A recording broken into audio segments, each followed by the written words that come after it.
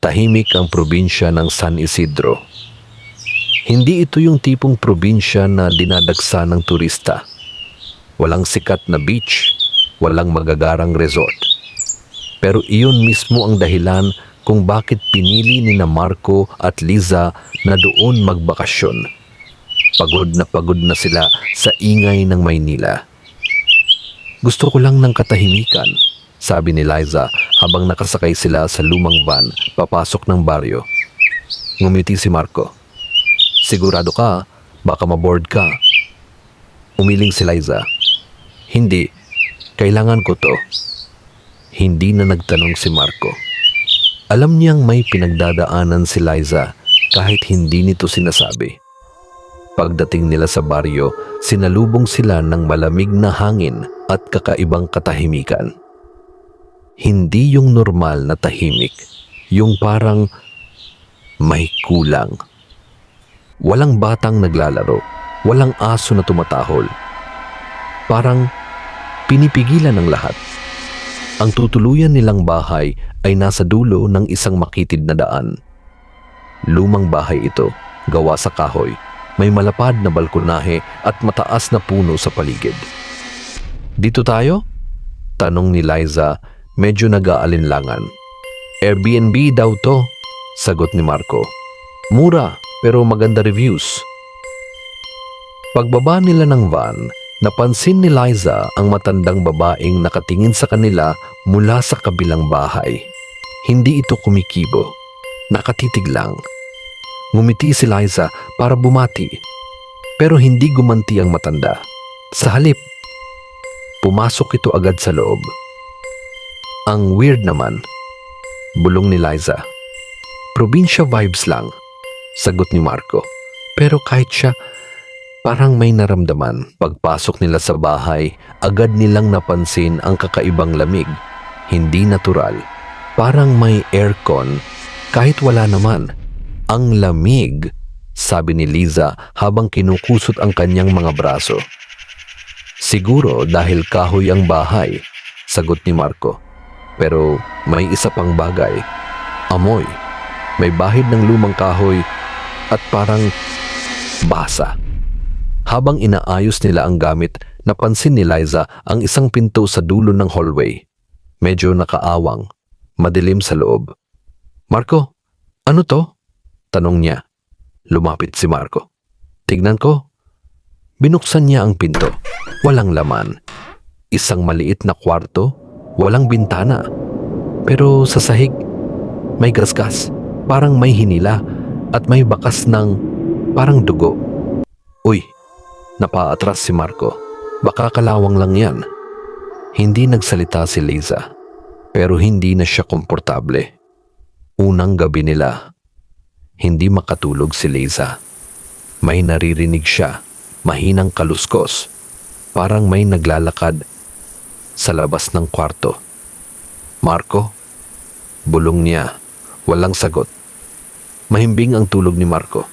Tumayo si Liza. Dahan-dahan niyang binuksan ang pinto. Walang tao. Tahimik. Pero naroon ulit yung pakiramdam. Parang may nakatingin sa kanya mula sa dilim. Bigla, krrrka. May narinig siyang tunog mula sa dulo ng hallway, yung maliit na kwarto. Unti-unting bumukas ang pinto nito. Mag-isa. Hindi. Bulong ni Liza.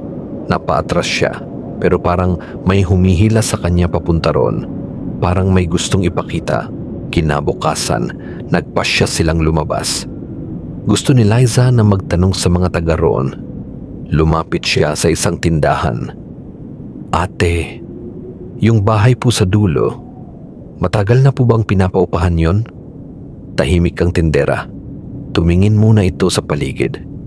Bago sumagot, umalis na kayo doon. Nanlamig si Liza. Bakit po? Hindi agad sumagot ang tindera. Pagkatapos, mahina nitong sinabi, may nawawala doon dati. Pagbalik nila sa bahay, mas mabigat na ang pakiramdam. Marco, umalis na tayo, sabi ni Liza. Bakit? Dahil sa sabi-sabi? Sagot ni Marco. Hindi lang yon, may mali talaga. Pero huli na ang lahat. Gabi na naman at mas malakas na ang mga tunog, mga yabag, mga kaluskos. At ngayon, may naririnig na silang pag-iyak, mahina, mula sa loob ng maliit na kwarto. Marco, naririnig mo ba yon? Tumango si Marco. Pareho silang natatakot. Dahan-dahan silang lumapit sa pinto at sabay nilang binuksan. Walang tao, pero may bago. Sa sahig, may sulat, parang gamit ang dugo. Help me! Biglang sumara ang pinto sa likod nila. Bagsak, nagkatinginan sila at doon nila nakita sa sulok ng kwarto may batang babae, nakatayo, maputla, basang-basa at dahan-dahan itong tumingin sa kanila. Hindi kayo makakaalis, bulong nito. Kinabukasan, wala nang nakaalam kung ano ang nangyari kina Marco at Liza. Ang alam lang ng mga taga-baryo, may panibagong kwento na naman. At hanggang ngayon, ang bahay sa dulo ng daan, may bagong bisita, part 2. Ang hindi umaalis. Akala ng lahat, tapos na ang kwento ni na Marco at Liza. Pero ang totoo, doon pa lang ito nagsisimula. 3 araw matapos silang mawala, dumating ang mga pulis sa baryo ng San Isidro. May nag-report, isang kapitbahay ang nakarinig ng sigawan noong gabing iyon. Pero pagdating ng pulis sa bahay sa dulo ng daan, walang tao, walang bakas ng laban, malinis ang lahat, parang walang nangyari. Sigurado ka ba? Tanong ng isang pulis sa matandang babae na nakatira malapit doon. Tahimik ang matanda. Tumingin ito sa bahay. At dahan-dahang nagsalita. Hindi sila ang una. Hindi na pinansin ng mga pulis. Para sa kanila, isa lang itong kaso ng nawawalang tao. Pero para sa baryo, isa na naman itong babala na walang nakikinig. Gabi rin ng araw na yon, may bagong dumating, isang lalaki. Vlogger. Ang pangalan niya, Jared. Mahilig siyang mag-explore ng mga haunted places at narinig niya ang tungkol sa bahay. Perfect to, sabi niya habang nakaset up ang camera. Real horror, walang arte. Pumasok siya sa bahay, mag-isa, live ang camera. Guys, eto na yung sinasabi nilang bahay. Bulong niya, ngumiti siya. Hindi siya naniniwala sa multo. Pagpasok pa lang niya, napansin na niya agad ang lamig. At yung amoy. Ang baho, sabi niya habang napapangiwi. Naglibot siya. Sala, kusina, walang kakaiba hanggang makarating siya sa hallway. At doon niya nakita ang maliit na pinto. Bahagyang nakaawang. Classic horror setup, biro niya sa camera. Pero kahit siya, medyo kinakabahan. Binuksan niya ang pinto. Madilim. Walang ilaw. Pero may napansin siya sa sahig. Mga bakas, gas-gas, at parang may mga marka ng kamay. Biglang nag-glitch ang camera. Uy, anong nangyayari? Sabi niya. Nawala ang signal sandali. At nang bumalik, may narinig siyang boses, mahina. Tulong, napalingon siya. Hello? Tawag niya. Walang sagot. Pero biglang lumamig ang paligid. Mas malamig pa sa dati. At unti-unting may lumitaw sa likod niya. Hindi niya napansin agad. Pero kitang-kita sa kamera. Isang babae, maputla, basang buhok.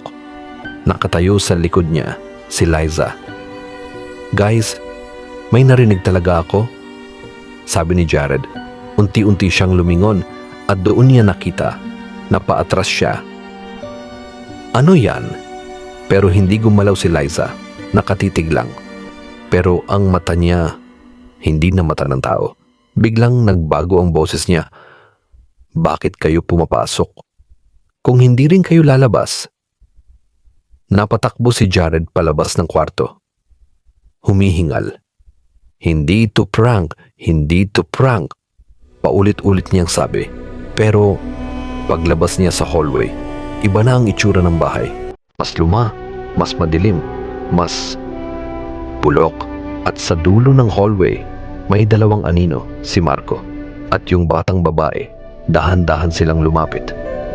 Sumama ka na, sabi ng bata. Hindi na kami nag-iisa.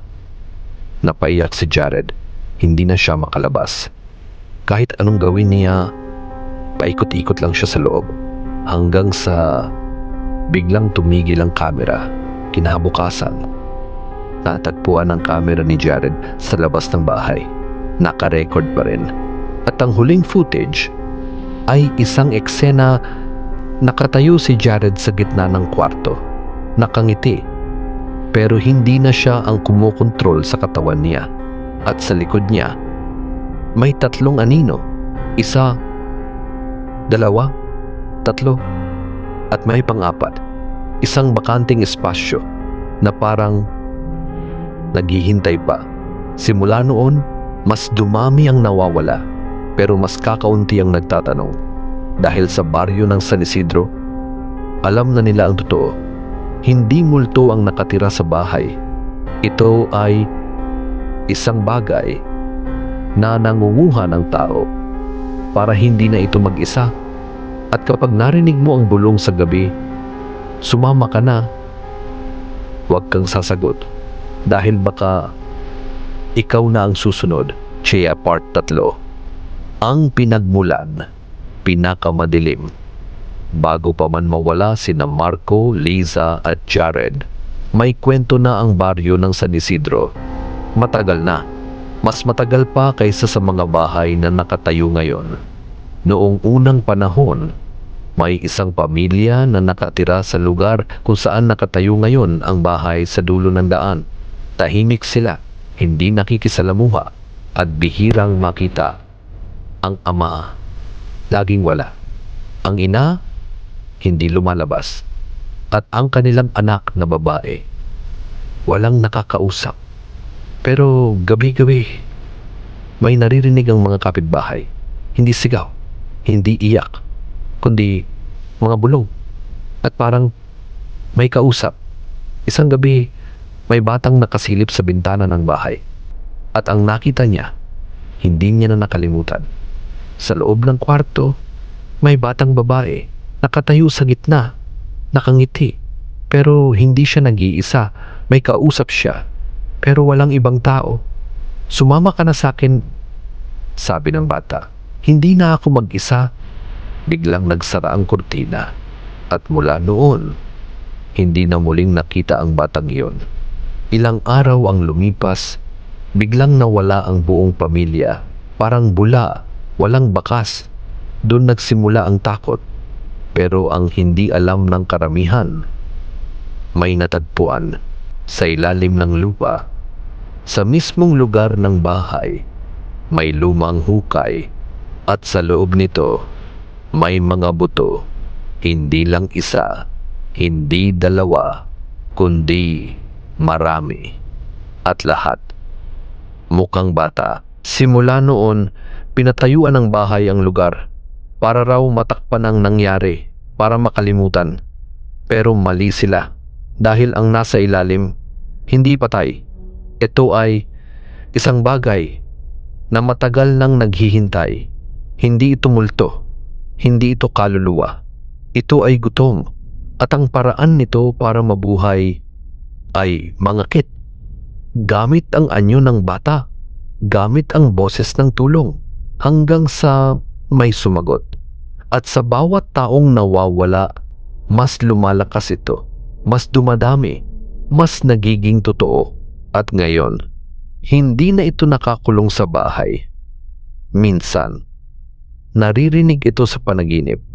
Minsan, sa dilim ng kwarto mo. At minsan, sa mismong video na pinapanood mo. Kung sakaling may marinig kang mahina na bulong, ngayong gabi, sumama ka na. Huwag mong sasagutin dahil baka hindi na ikaw ang gumising bukas. Kung umabot ka hanggang dulo, Malakas ang loob mo, pero tandaan mo, hindi lahat ng kwento natatapos sa video. Kung gusto mo pa ng mas nakakatakot, mas totoo, at mas hindi mo makakalimutan, i-click mo ang subscribe at siguraduhin mong hindi ka mag-isa kapag pinanood mo ang susunod.